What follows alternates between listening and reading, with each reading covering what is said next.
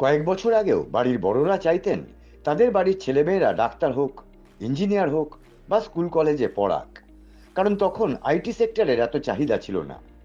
এখন আইটি সেক্টরে কাজের সুযোগ দিন দিন বাড়ছে, তৈরি হচ্ছে বড় বড় প্রতিষ্ঠান।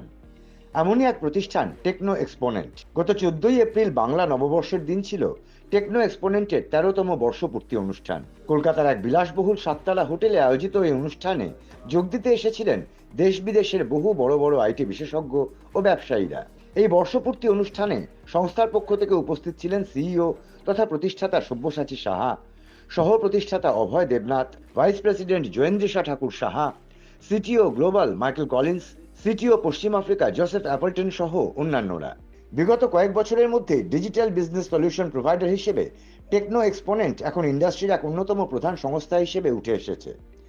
CMMI ম্যাচুরিটি লেভেল 5 সার্টিফাইড এই সংস্থাটি রেডবুল, অ্যামাজন, ডিজনি, ফোর্বস, নাসার ইঞ্জিনিয়ারদের বিশ্বাসযোগ্যতা অর্জন করতে সক্ষম হয়েছে।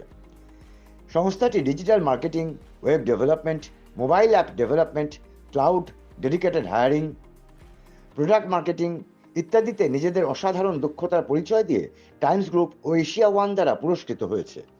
বর্তমানে এই সংস্থাটি web 3, blockchain, artificial intelligence, machine learning ইত্যাদি বিষয়ে খুবই গুরুত্বপূর্ণ কাজ করছে, যা সারা পৃথিবী জুড়ে প্রশংসিত হচ্ছে। এখন সংস্থার কর্মী সংখ্যা 400 জনেরও বেশি। সম্প্রতি 7,000 স্কোয়ার ফুটের সুবিশাল অফিস রয়েছে কলকাতা সেক্টর 5 এর আইটি হাবে। সংস্থার ব্যবসা বিস্তৃত হয়েছে আমেরিকা, দক্ষিণ আফ্রিকা, কানাডা, সুইডেন, অস্ট্রেলিয়া সহ পৃথিবীর বিভিন্ন প্রান্তে।